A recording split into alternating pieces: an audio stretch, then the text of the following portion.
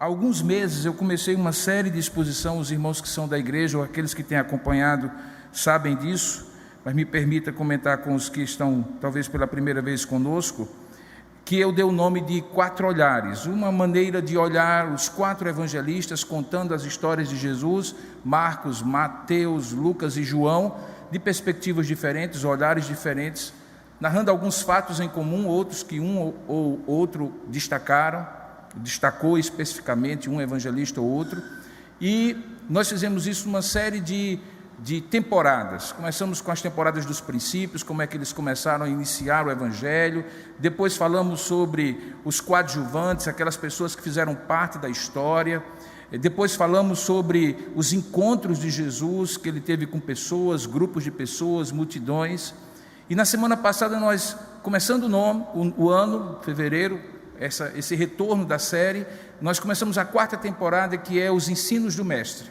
O foco é sobre o que Jesus ensinou sobre, e obviamente que Jesus ensinou sobre muitas coisas e muitos temas. Eu separei 8 deles. Comecei na semana passada sobre o que Jesus ensinou sobre Deus, ele como Filho de Deus, a segunda pessoa da Trindade, o que ele falou, e aí eu falei pela manhã sobre o Pai, e o que ele falou e ensinou sobre o Espírito Santo à noite. Hoje pela manhã nós tivemos mais 2 episódios, ou o terceiro episódio, vamos ter agora o 4, mais 2 episódios, sobre o que Jesus ensinou sobre a Palavra de Deus. Visitamos hoje pela manhã o episódio em que Jesus é tentado, e que está descrito em Mateus capítulo 4, Lucas capítulo 4, e no início do Evangelho de Marcos, capítulo 1, que ele fala um pouquinho sobre o assunto também. Naquele enfrentamento com o diabo, depois de 40 dias de jejum, passando fome, sem nada comer, sem nada beber, Jesus é tentado, e as expressões que ele usa para repelir aquela tentação, por 3 ocasiões está escrito. E esse está escrito se refere à palavra escrita, que obviamente eram as escrituras do Antigo Testamento, já que os livros do Novo Testamento ainda estavam sendo escritos. E aí nós encontramos Jesus, a palavra viva, o verbo eterno, a palavra essencial, falando que tudo aquilo que foi falado antes por ele, seu caráter, sua natureza, suas obras, suas palavras, mencionadas no Antigo Testamento, mencionadas no Novo Testamento, que estava sendo produzido, estava sendo escrito, atestavam para o fato de que havia uma palavra viva que era ele, que é ele, e uma palavra escrita que dava testemunho sobre ele. Nós vimos então que isso tinha um valor, e tem um valor fundamental naquele momento em que Jesus está enfrentando aquele inimigo, mostrando que o embate ali era entre verdade e mentira, mas não apenas verdade no sentido da comprovação do que é factual, do que existe de fato, mas do que está profundamente arraigado no coração humano, a verdade interior, a verdade interna, as convicções, crenças, valores que nós temos e que são confrontados, porque o nosso coração é enganoso, desesperadamente corrupto, e precisa ser confrontado com a palavra de Deus. Hoje à noite nós vamos encontrar Jesus usando uma outra expressão, e vai ser um versículo só que nós vamos ler. Mas esse versículo, depois, quando nós vamos desdobrando, nós vamos perceber que quando Jesus diz: errais não conhecendo as Escrituras nem o poder de Deus, que é o versículo que nós vamos ler, ele está sim novamente falando sobre a palavra, ele está ensinando sobre a palavra de Deus. E esse ensino da palavra viva, do verbo eterno, sobre a palavra escrita, também é fundamental. E o foco de hoje à noite é mostrar como é perigoso, pernicioso, que nós não conheçamos, não porque não lemos, não porque não lembramos de algum versículo, mas por um sentido mais profundo, não conhecendo a Escritura, como nós podemos errar, e errar feio, errar de uma maneira profunda, não apenas equívocos, não apenas eventuais bobeiras que nós venhamos a dar. Portanto, eu convido você a abrir o episódio em que Jesus conta exatamente isso, que Mateus conta sobre o que aconteceu com Jesus, e que se encontra em Mateus capítulo 22, e eu gostaria de ler com você apenas o versículo 29, e como eu já falei, é apenas um versículo, depois a gente vai desdobrar na exposição, e eu espero que logo após a leitura, você curva a sua cabeça, feche os seus olhos, não somente você que está aqui, mas você que está participando conosco à distância, e possa pedir a Deus iluminação do alto, que possa pedir a Deus que dilate o seu coração para você compreender a palavra do Senhor. Mateus capítulo 22, 29, diz assim: respondeu-lhes Jesus: errais, não conhecendo as Escrituras, nem o poder de Deus. Vamos ler juntos? Respondeu-lhes Jesus: errais, não conhecendo as Escrituras, nem o poder de Deus. Curva agora a sua cabeça, vamos falar com o Pai juntos. Ó Deus amado e querido Pai, o Senhor é o Deus que inspira esta palavra no coração de Mateus, discípulo chamado para seguir o teu Filho e chamado para ser enviado como teu apóstolo.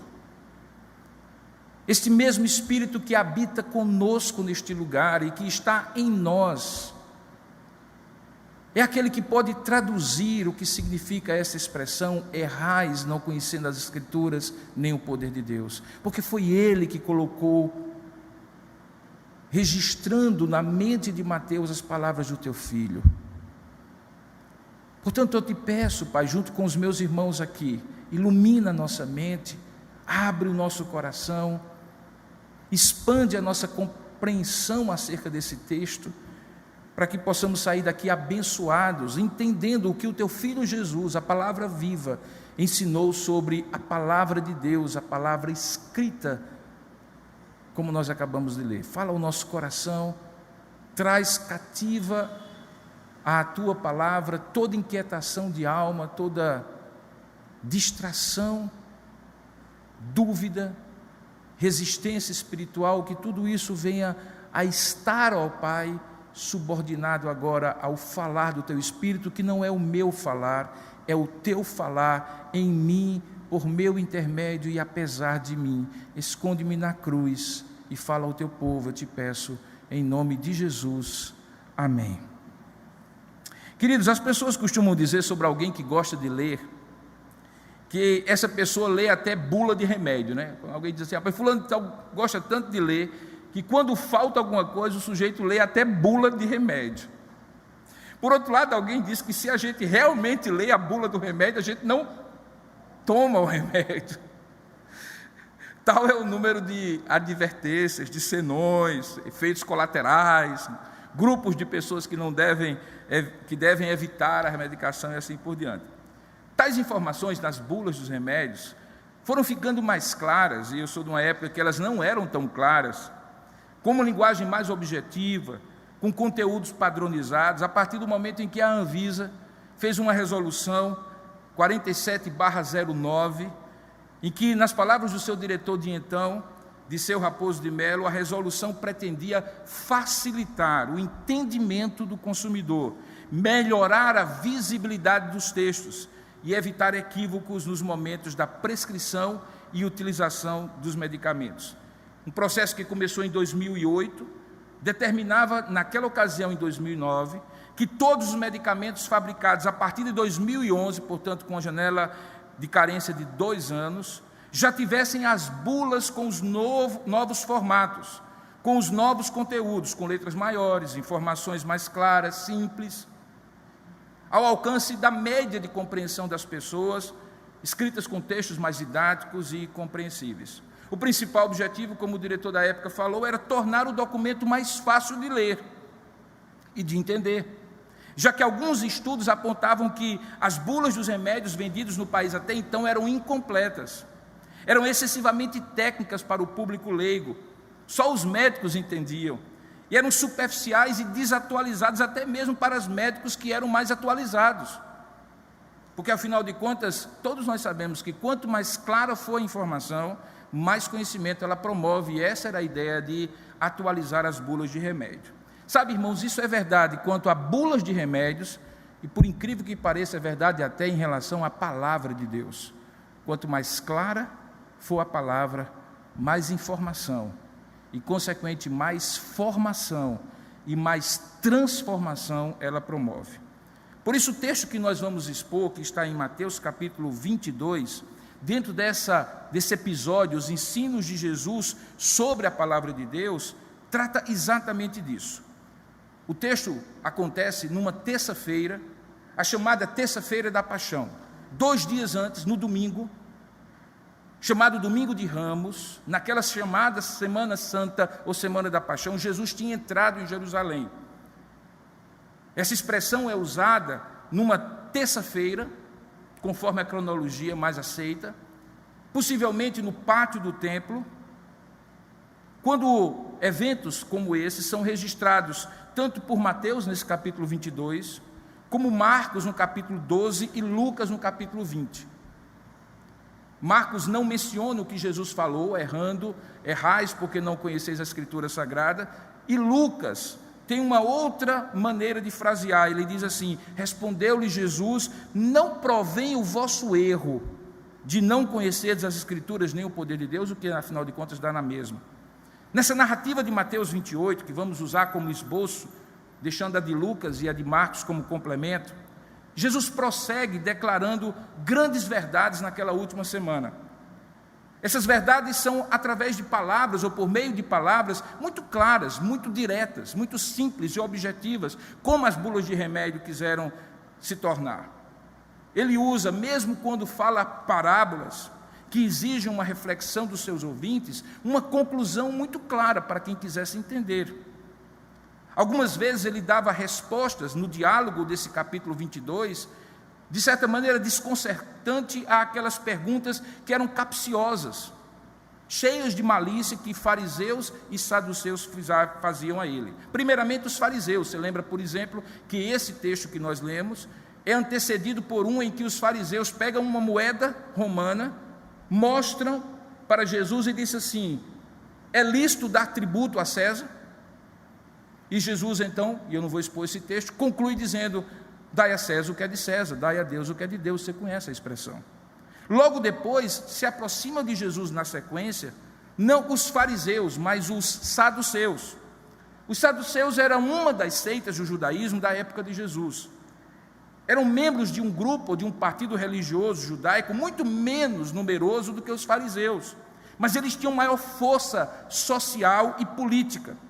Eles tinham não somente uma grande influência no âmbito religioso, do templo, das autoridades, dos top da galáxia lá, mas também no ambiente político. Porque grande parte deles faziam parte da classe sacerdotal, que era dominante, a alta aristocracia religiosa, e contava entre os seus membros e partidários pessoas dessa aristocracia. Um dos comentaristas diz que as suas doutrinas eram diferentes dos fariseus, porque eles se apegavam aos 5 primeiros livros que nós conhecemos como Pentateuco, que os judeus chamam de Torá, os livros da lei. Eles entendiam que os livros da lei eram superiores a todos os outros, e às vezes até desdenhavam dos demais. Eles usavam aquilo que estava na lei, a tradição oral, para interpretar, ou melhor, eles usavam aquilo que estava na lei e desprezavam a tradição oral, que normalmente eram os fariseus que usavam. Eles eram, de certa maneira, legalistas naquilo que estava na lei, mas por outro lado, eles negavam haver ressurreição, eles não criam em anjos, não criam em espíritos, não criam no mundo espiritual, e como nós vemos, tinha uma rivalidade tremenda com os fariseus, e que estavam unidos com eles apenas quando o inimigo em comum era Jesus. De vez em quando você encontrava fariseus e saduceus juntos, mas se deixasse Jesus de fora, eles brigavam entre si. O comentarista Hendricks diz que eles eram pessoas, do ponto de vista ético e piedoso, muito mais mundanos do que os fariseus. Às vezes se comportavam de maneira grosseira, e isso fica claro quando, por exemplo, no texto que propicia a resposta de Jesus, eles questionam e brincam com a doutrina muito importante para os judeus, que era a doutrina da ressurreição. Por isso é compreensível que eles, na hora em que vão fazer isso, os fariseus se afastam e eles assumem o protagonismo de questionar Jesus. Não na companhia dos fariseus, como em outras ocasiões, mas sozinhos. Porque esta seita, dentro do judaísmo, considerava o Pentateuco como sendo de mais elevado valor do que os demais livros do Antigo Testamento. Eles usam um texto de Deuteronômio, capítulo 25, 5 e 6, como uma espécie de base, de trampolim para questionar Jesus. Nesse texto, Moisés legisla detalhes sobre a chamada lei do levirato. Para vocês entenderem, para que quando a gente lê o restante do texto, vocês possam compreender, essa lei dizia o seguinte, que se uma mulher, uma esposa, perdesse o esposo antes do nascimento de um filho varão que pudesse suceder o pai, o irmão daquele esposo, ou seja, o cunhado dela, ou algum parente mais próximo, deveria casar-se com a viúva, de modo que o primeiro filho nascido, o primogênito, que teria o patriarcado sobre a família, pudesse carregar consigo o nome da família. Ele era considerado como filho do falecido, apesar de ser filho do irmão mais novo daquele homem que falecera. A ideia era que a linhagem não se perdesse. Em Deuteronômio capítulo 25 é dito que a desobediência a esse princípio era um delito muito grave. Como também era delito muito grave a obediência pela metade. Há um episódio na Bíblia chamado o episódio de Onã, em que ele de fato cumpre a lei do levirato, mas ele, quando tinha relações sexuais com a sua esposa, ou com a esposa que ele casou, que era do seu irmão, ele evitava que aquela mulher ficasse grávida. Ele não completava o relacionamento sexual como seria de natureza. E a ideia era que, com isso, apesar de ele formalmente, diante da sociedade, ter cumprido a lei do levirato, mas de fato, aos olhos de Deus, ele não cumpria, e por isso ele foi morto por Deus, e ficou claro que aquela prática de onanismo era uma prática indevida, porque não cumpria o fundamento, a motivação da lei. Talvez um dos livros mais bonitos da Bíblia, o livro de Ruth, é a ilustração de como essa lei se cumpriu. Você reconhece a história e sabe que Ruth é uma mulher viúva, nora de uma outra mulher viúva, ela moabita, volta para a sua terra e não tinha nada a não ser o favor daqueles que deixavam as espigas de milho nos campos para que elas não morressem de fome, já que as viúvas e os órfãos eram desamparados. A lei os amparava, mas eles normalmente passavam algum tipo de dificuldade. Surge então um homem, e esse homem, chamado Boaz, que no livro de Ruth é considerado o resgatador, era esse o nome que se dava a quem assumia a lei do levirato, vem e casa-se com Ruth, e dá a Ruth um novo casamento e uma nova oportunidade. Dali, daquele casamento, nasce Obed, pai de Jessé, Jessé, pai de Davi, o rei de Israel. De modo que, de certa maneira, quando os saduceus vêm questionar Jesus com aquilo que eu vou acabar de ler para vocês, eles, ainda que não tivessem no texto intenção clara, eles estavam no fundo questionando se aquilo que eles interpretavam e a maneira como eles interpretavam o texto não daria a Jesus uma desqualificação, porque, como todos nós sabemos, Jesus era descendente de Davi, o rei de Israel. Em resumo, nesse contexto histórico, para você se situar naquilo que nós vamos ler, os saduceus faziam uso de um mandamento legítimo para chegar a Jesus com o fim de mostrar quão completamente absurda, na visão deles, seria a fé da ressurreição do corpo. E, portanto, como isso contradizia o ensino, e ao colocar assim, estavam de maneira muito sutil colocando Jesus na condição de que, se confirmasse de um lado ou de outro, acabaria cometendo o crime, a ofensa de heresia. Se você voltar no texto que você leu, Mateus 22, 29, e voltar ao versículo 24, você vai perceber que aquilo que parece não ter nenhuma relação com o tema de hoje, o que Jesus ensinou sobre a palavra de Deus, na verdade, ao contrário, tem tudo a ver. Observe no verso 24, que a primeira forma como eles abordam Jesus é dizendo o seguinte: mestre, Moisés disse, se alguém morrer não tendo filhos, o seu irmão casará com a viúva e suscitará descendência ao falecido. Eles estavam citando Deuteronômio 25, 5 e 6. Perceba que eles usam uma referência ao grande legislador Moisés. Eles estão fazendo isso para imprimir peso ao argumento deles, e como tentando colocar Jesus contra Moisés, como eles tentaram fazer várias vezes para acusá-lo então de heresia. Da mesma maneira os fariseus tinham feito momentos antes, quando na controvérsia anterior sobre a quem se devia pagar imposto, eles tentaram colocar Jesus contra o César romano. E curiosamente, irmãos, essas duas linhas de conduta dos dois principais grupos de religiosos contra Jesus foram até o final. Se você prestar bem atenção, são os judeus, fariseus e saduceus, que tentam colocar Jesus contra o Império Romano, levando a Herodes e a Pôncio Pilatos, e também contra a própria religião deles, levando aos sacerdotes, sumos sacerdotes Anás e Caifás. Jesus julgado de maneira religiosa e institucional, justamente porque, como está claro aqui, era essa a estratégia deles.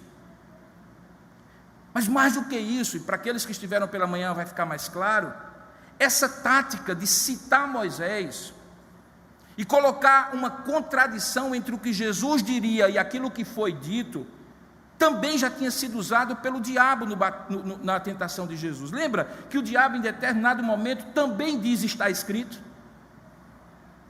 Tentando criar uma espécie de anacronismo hermenêutico, uma espécie de contradição hermenêutica. Como isso é verdade e está escrito assim, e aquilo é verdade e está escrito de outra forma? Como compatibilizar isso? Jesus, tanto lá como aqui, como nós iremos ver, como a palavra viva que ele era, o verbo eterno de Deus, fez a palavra escrita, o que estava escrita, como critério objetivo para demonstrar o que era verdade e o que era mentira, não apenas do diabo na hora da tentação, mas também dos saduceus agora na hora dessa discussão. Observe que a intenção deles era ridicularizar a lei de Deus, com uma hipótese que era baseada numa falsa premissa, numa base falsa. A hipótese é a história que eles contam, e veja como é que o texto conta aquilo que eles contaram a Jesus. Verso 25, eles chegam para Jesus e dizem: mestre, a lei diz isso, não é? É. Pois então, havia entre nós 7 irmãos, mestre. O primeiro, tendo casado, morreu, e não tendo descendência, deixou sua mulher, seu irmão. O mesmo sucedeu com o segundo, com o terceiro e até o 7º. Depois de todos eles, morreu também a mulher. A pergunta é, mestre, na ressurreição, de qual dos 7 irmãos essa mulher será esposa? Porque todos foram esposos dela. E aí?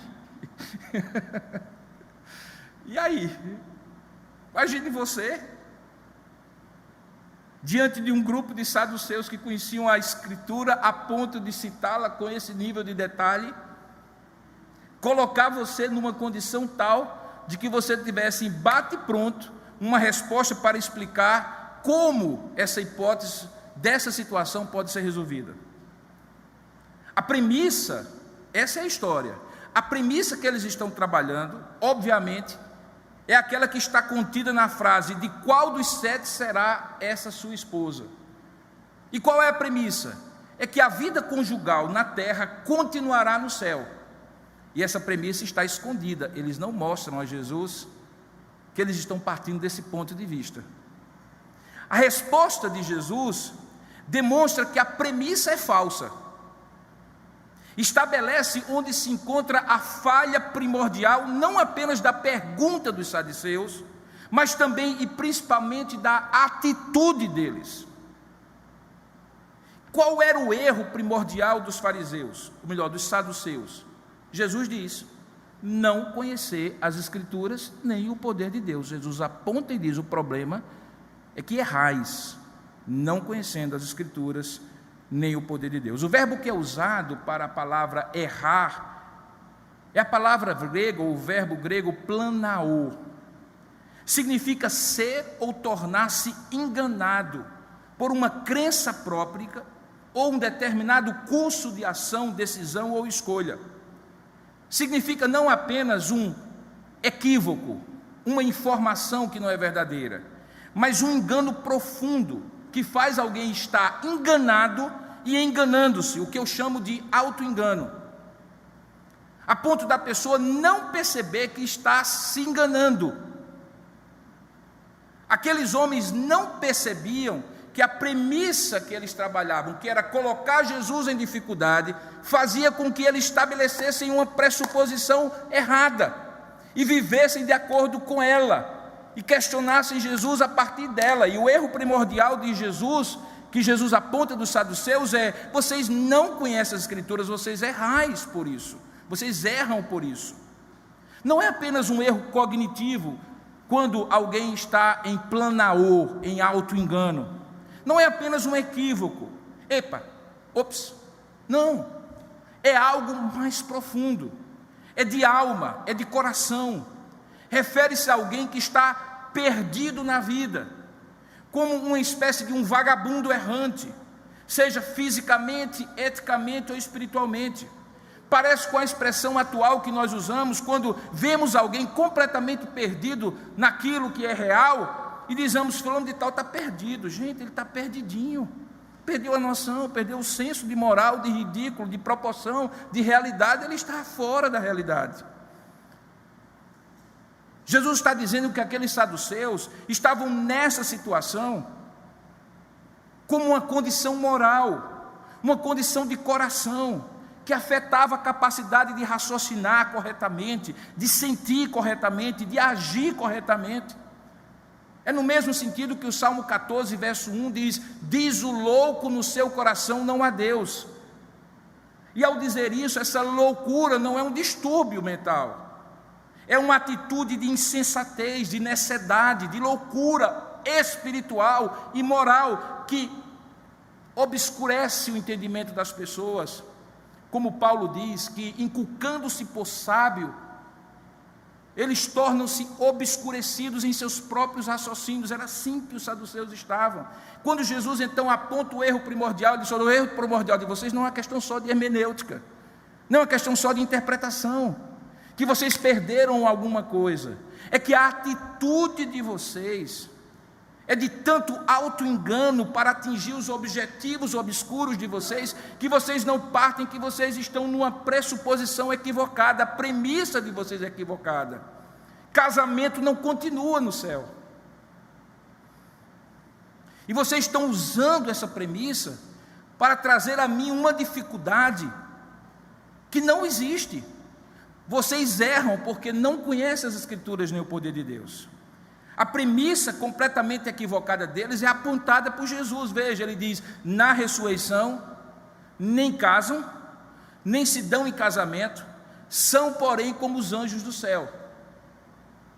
Por que que no céu não tem casamento? Porque quando Deus criou o casamento como uma realidade humana que reflete a comunhão com Deus, como a gente vê em vários momentos da Escritura Sagrada, para a necessidade humana, porque não é bom que o homem esteja só, que o ser humano esteja só. E quando estabelece o casamento, diz que ninguém os separe, a não ser a morte.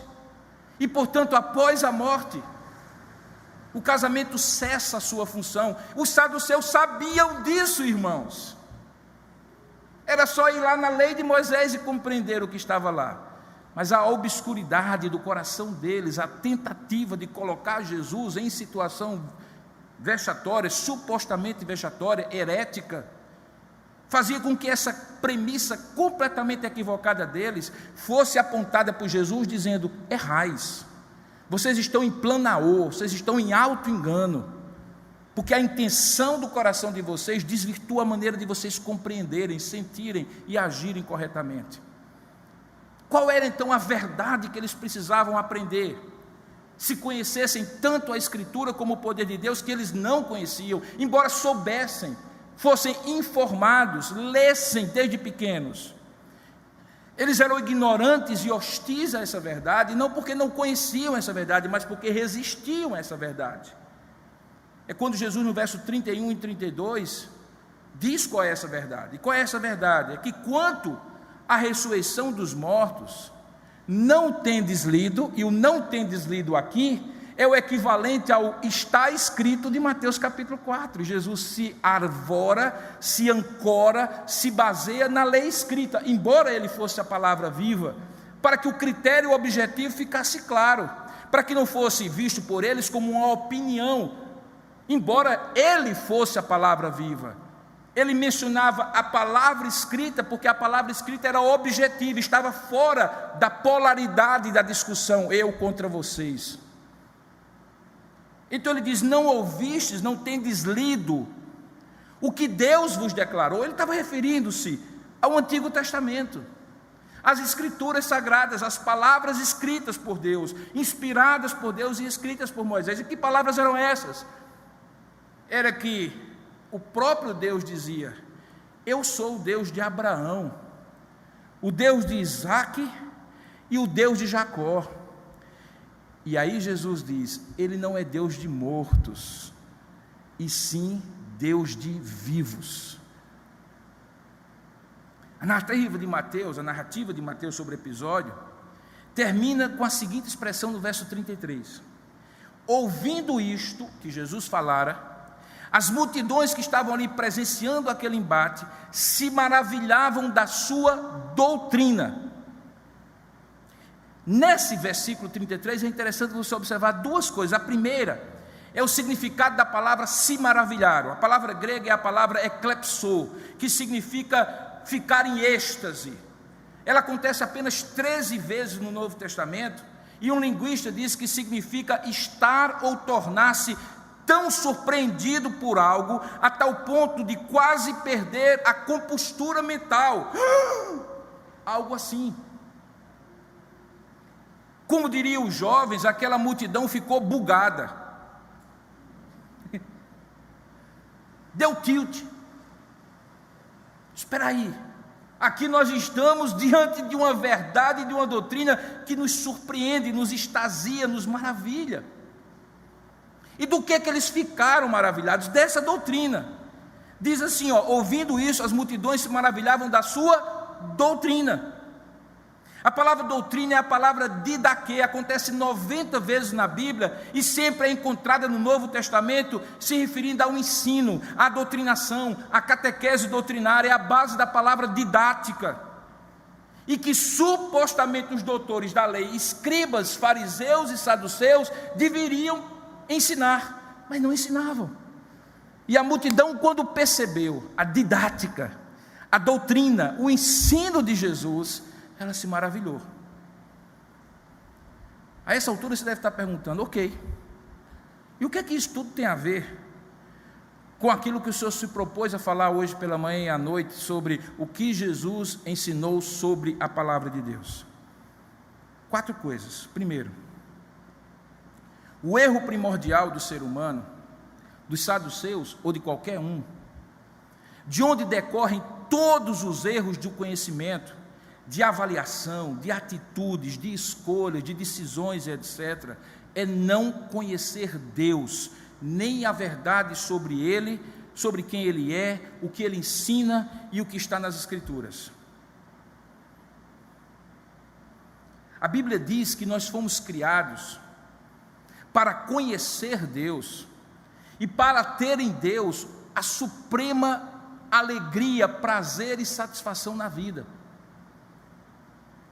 Nós somos criados à imagem de Deus, diferente de todos os seres vivos, para ter essa interface que nos permitia, como era no Jardim do Éden, uma comunicação tal que Deus e nós, consequentemente, teríamos comunhão pelo conhecimento que Ele progressivamente daria a nós acerca do seu ser, do seu caráter, das suas palavras, das suas obras. Não conhecer a Deus é a base, é o fundamento de todos os erros. É a premissa que não pode faltar, é o fundamento que, se retirar, todo o tipo de conhecimento e percepção da realidade fica desvirtuado. Aquilo que nós chamamos modernamente de cosmovisão, a maneira como você vê a vida, decorre do fato de que você ou vê a vida com os olhos do que Deus, que conhece todas as coisas e a tudo criou, revela, e você então vê as coisas com os olhos de Deus, o que na Bíblia é chamado de sabedoria, baseado no temor a este Deus, ou então você retira Deus desse cenário e você vê com os seus olhos, limitados, desvirtuados, com uma realidade que muitas vezes está fora de foco, e principalmente sob o engano de um coração que é premido por pressões e desejos que fazem com que a verdade seja continuamente relativizada, e hoje o que é certo, amanhã é errado. Então o erro primordial do ser humano que Jesus aponta no diálogo dos saduceus e que pode ser generalizado para todos, está no fato de que quem não conhece a verdade sobre Deus, sobre quem Ele é, o que Ele ensina, que está nas Escrituras, não pode ter vivência com Deus, que é a parte do não experimentar o poder de Deus. E como consequência dessa ignorância e desta má vontade de aprender, todo o restante do conhecimento e da vivência da pessoa corre o risco de estar comprometido. Eu não estou dizendo, antes que alguém pense, que não é possível conhecer determinadas coisas sem necessariamente crer em Deus. Obviamente que é. Deus dotou o homem de capacidades intelectuais de ver a vida, faz parte da imagem de Deus, quer ele reconheça, quer ele não reconheça. Toda a humanidade hoje está na expectativa de uma vacina que é produto de um conhecimento humano vindo de pessoas que necessariamente não creem em Deus. Aquilo que a gente chama de graça geral, a capacidade de Deus na comunidade de todas as pessoas criadas à imagem de Deus, fazer as coisas certas acontecerem por meio da inteligência, do bom senso, do estudo, do conhecimento. Mas quando chega num determinado momento em que macro decisões, macro percepções morais, éticas, existenciais, espirituais, que transcendem essa vida, que não é simplesmente o tamanho da conta que eu tenho que pagar, ou do aluguel que eu tenho que pagar, coisas que são aparentemente muito mais práticas, quando tem a ver com vida, como era essa questão que os saduceus traziam, o conhecimento de Deus é fundamental. Por isso o escritor de Provérbios diz que o temor do Senhor é o princípio da sabedoria, e só os loucos desprezam o conhecimento de Deus. Loucos não no sentido de estarem com um distúrbio mental. A necessidade, a insensatez desses loucos é não perceberem que a visão deles é extremamente limitada, seja eles quem forem, como eram os fariseus que deveriam ser doutores da lei. Então o ensino de Jesus sobre a palavra de Deus centra no conhecimento de Deus, que esta palavra nos ajuda a ter, que Ele, como palavra viva, nos revelou de maneira perfeita, como fundamento para qualquer outro tipo de conhecimento. Segunda verdade é que é preciso e possível conhecer a Escritura, é possível conhecer a Escritura, até mesmo memorizá-la como os saduceus faziam, mas não necessariamente a partir do conhecimento sobre a Escritura, da memorização das palavras de Deus. É possível ter isso sem conhecer a Deus, sem conhecer a palavra de Deus como expressão cotidiana aplicada ao seu coração. Aquela palavra que não é palavra conhecimento, é palavra prática, é a aplicação da verdade. Observe que no texto eles citam Deuteronômio, citam de cor, irmãos, porque eles conheciam, eram educados desde pequenininhos, mas eles escolheram uma parte de Deuteronômio de maneira bem seletiva, naquela parte que eles acreditavam e seguiam, mas a atitude do coração deles não era de se submeter integralmente à palavra de Deus, principalmente naquelas partes que eles não entendiam, não alcançavam, e por isso não podiam compatibilizar com o que eles criam. De vez em quando alguém diz assim: olha, eu acho que a Bíblia é um bom livro, e que partes dela são a palavra de Deus, mas tem partes que eu não entendo, eu não consigo ver que aquilo ali é a palavra de Deus. E eu costumo dizer assim: mas ela deixa de ser a palavra porque você não compreende? Ou você não compreende justamente porque ela é a palavra de Deus e seria incompreensível a não ser por quem fosse Deus?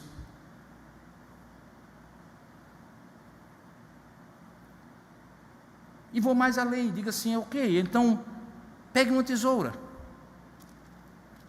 vamos página a página, e você vai recortando as partes que você não acredita que é a palavra de Deus.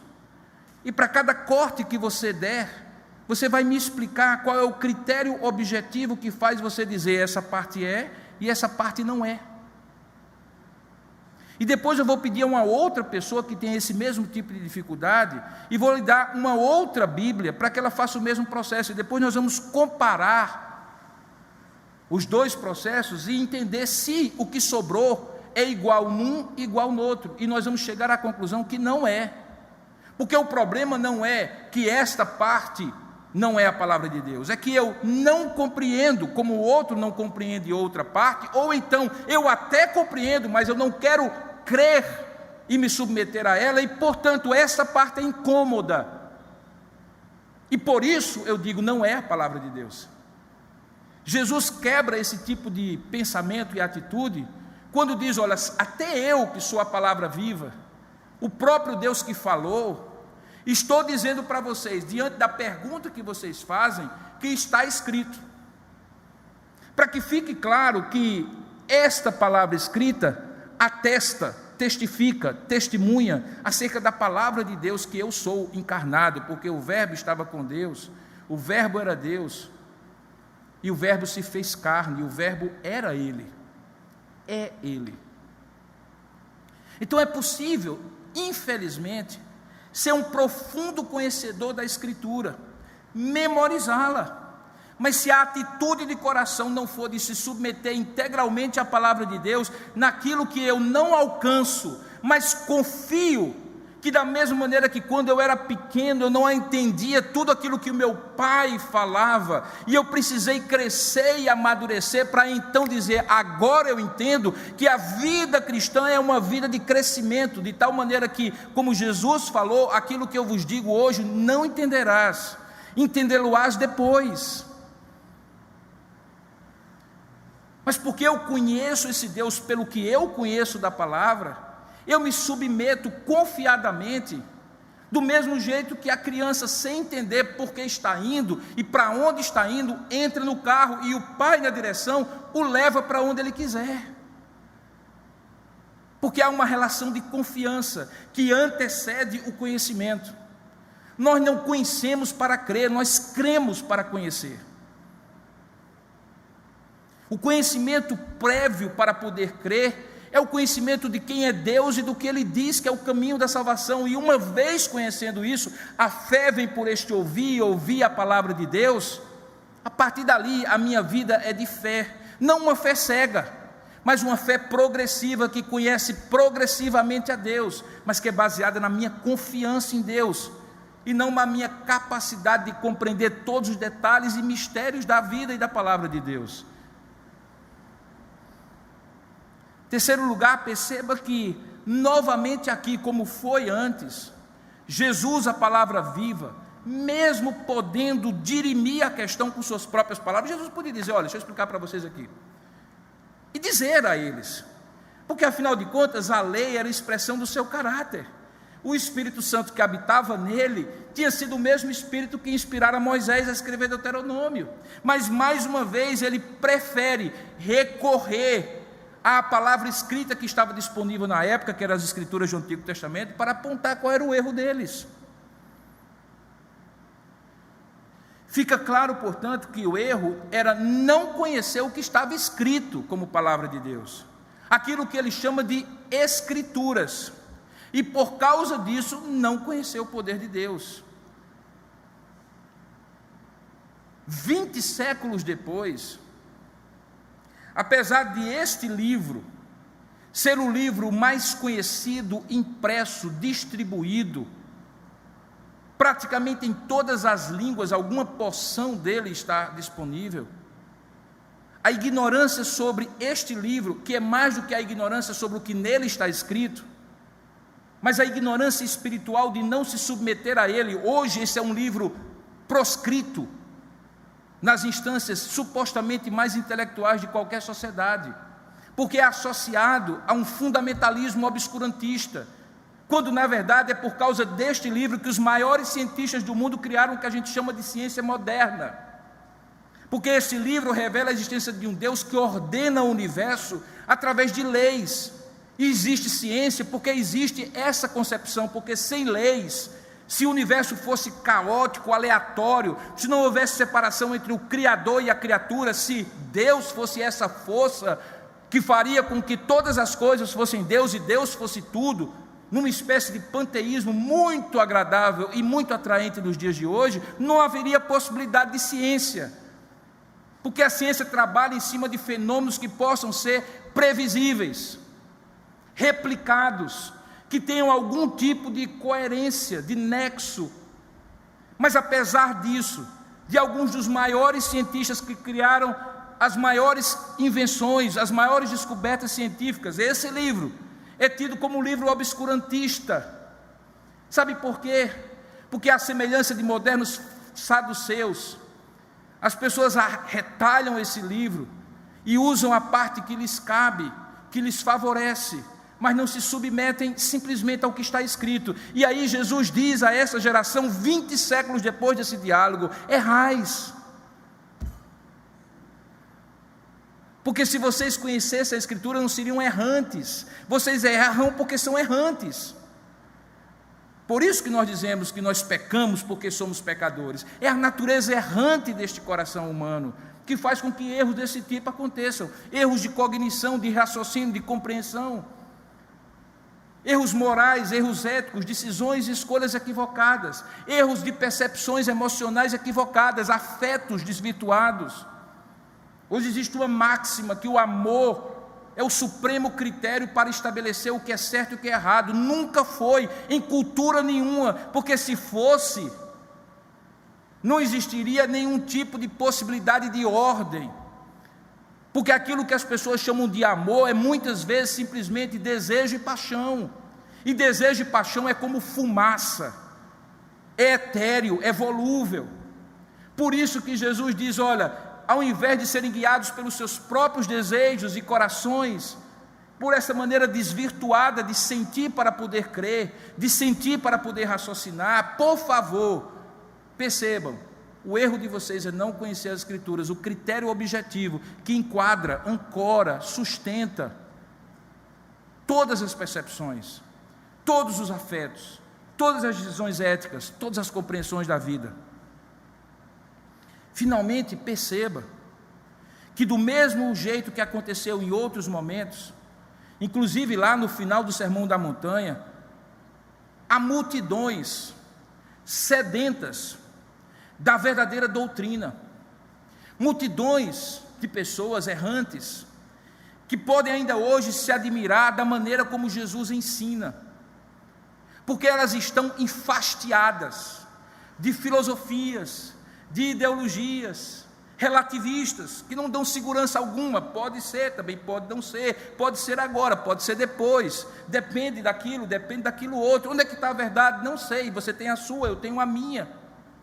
Como é que eu sento em cima disso? Como é que eu me apoio em cima desse pântano de incerteza e de relatividade? As multidões estão dizendo assim: onde está um firme fundamento? E por isso que o texto diz, tanto no final do Sermão da Montanha, como aqui, que as multidões se maravilhavam porque elas estavam sedentas da verdadeira doutrina que Jesus ensinava.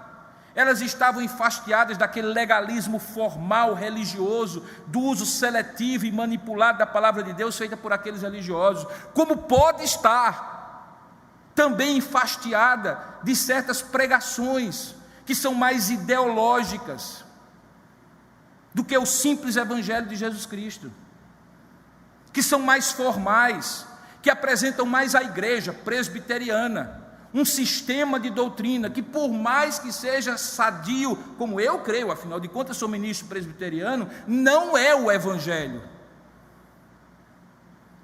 É uma sistematização sobre a doutrina.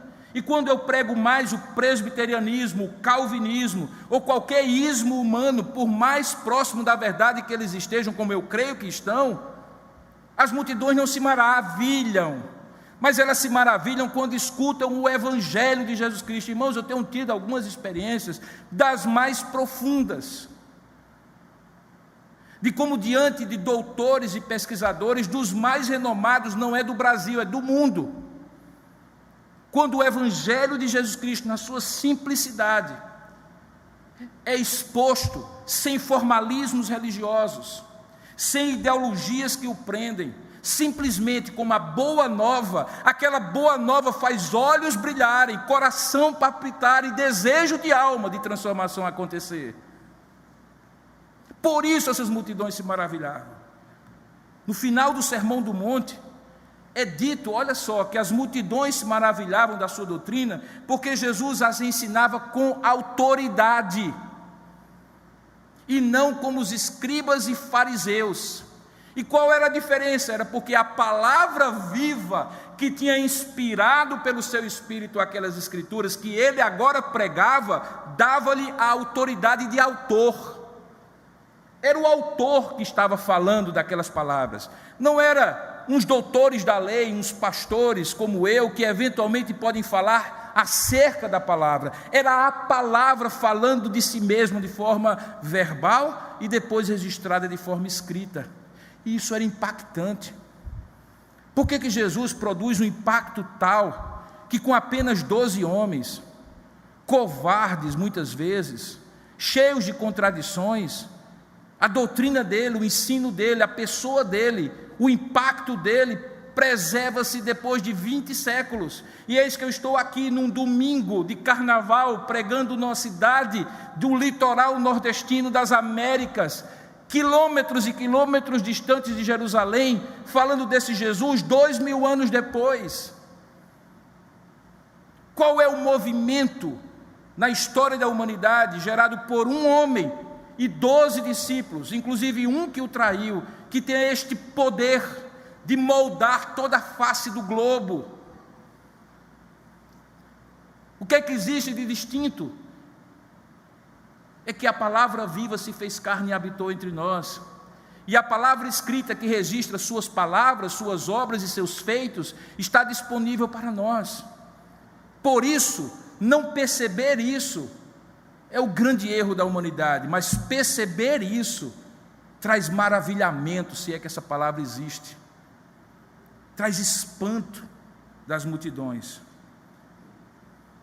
Você lembra que no início da mensagem, e aí eu chego à minha conclusão, eu fiz referência ao fato de que as bulas de remédios ficaram mais claras, não é?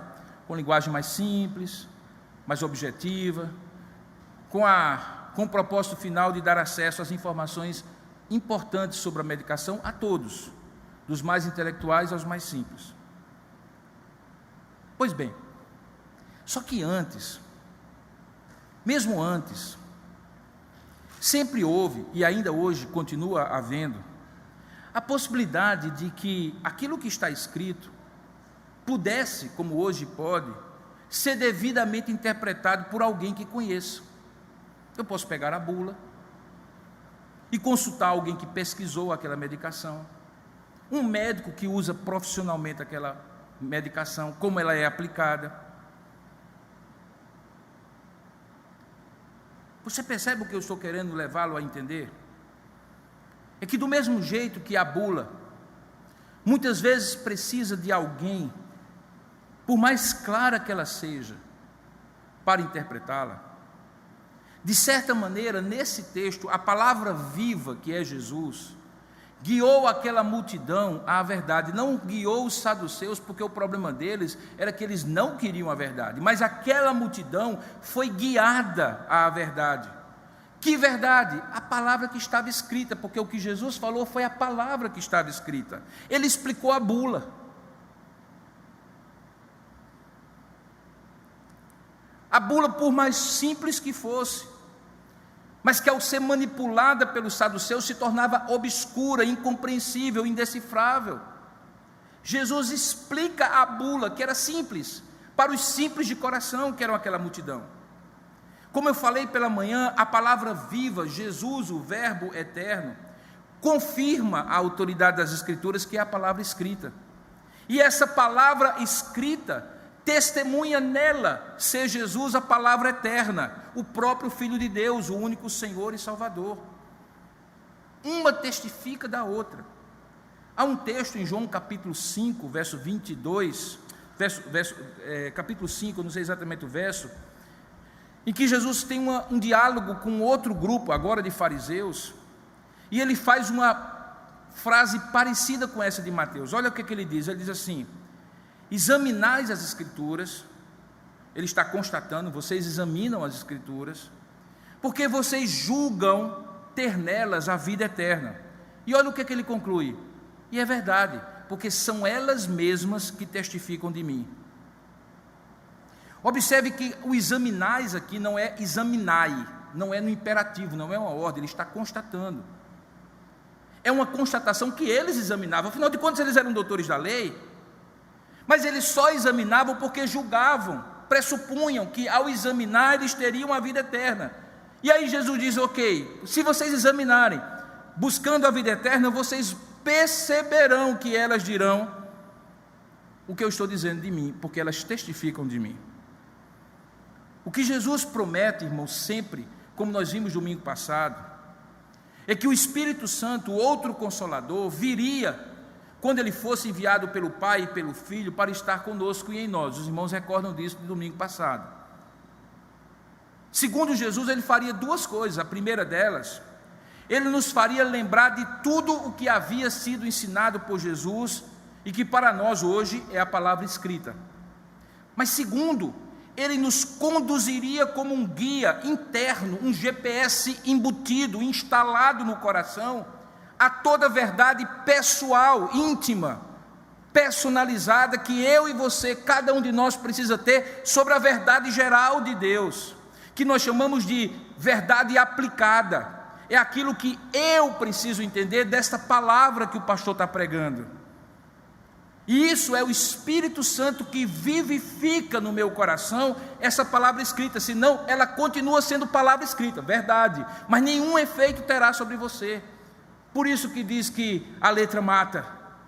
O legalismo da visão formal sobre a escrita mata, mas o Espírito vivifica.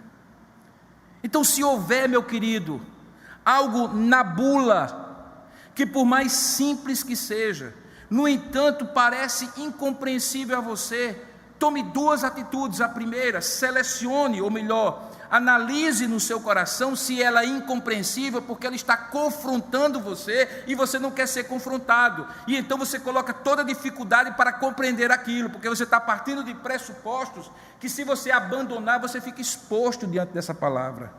Examine o seu coração antes de ler a palavra. Faça o que nós acabamos de fazer antes de pregar. Senhor, a nossa compreensão é limitada. Abre o nosso entendimento, ilumina a nossa vida, porque eu sei que quando eu me aproximo da Escritura Sagrada, eu posso partir de pressupostos que vão enviesar o meu olhar.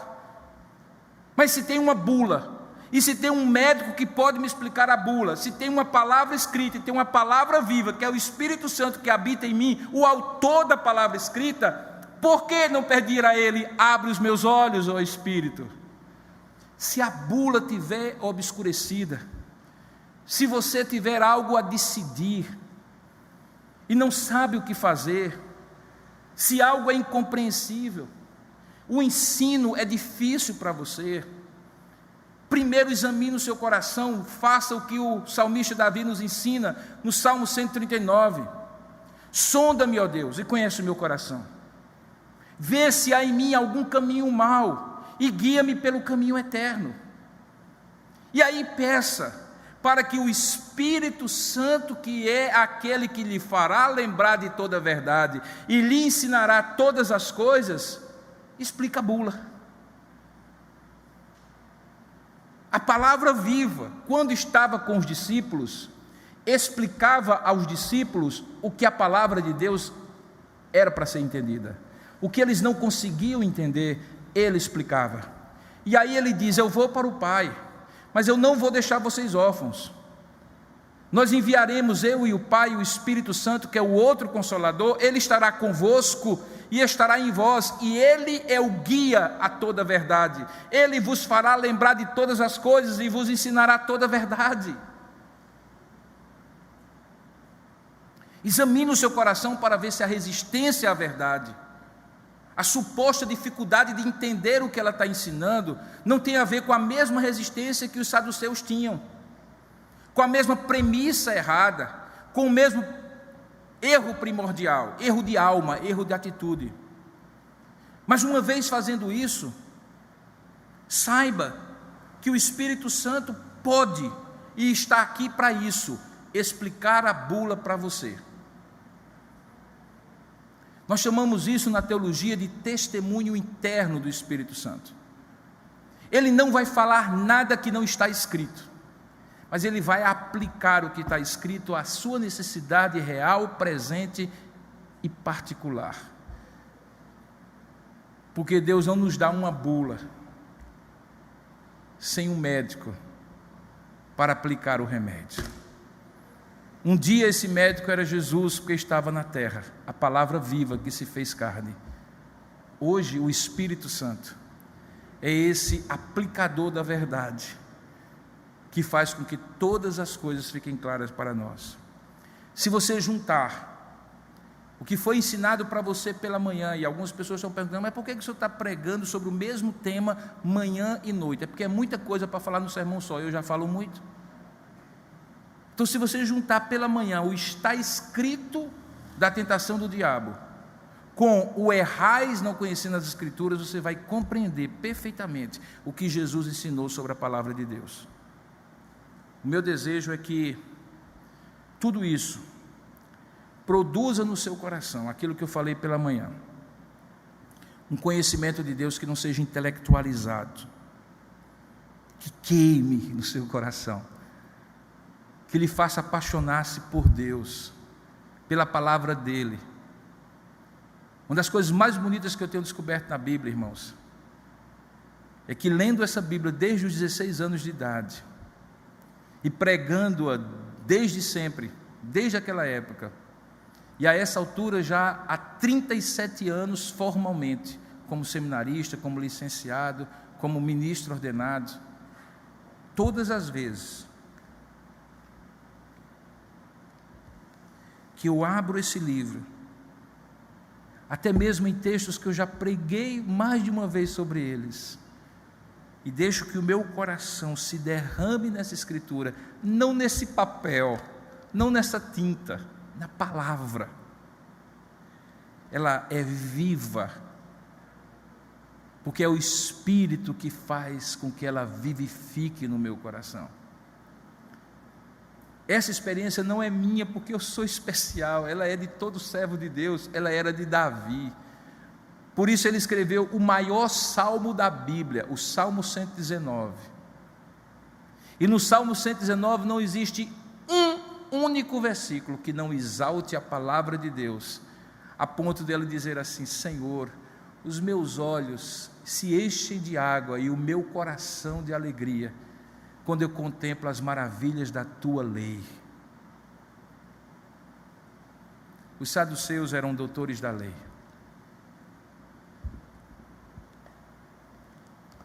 Doutores da lei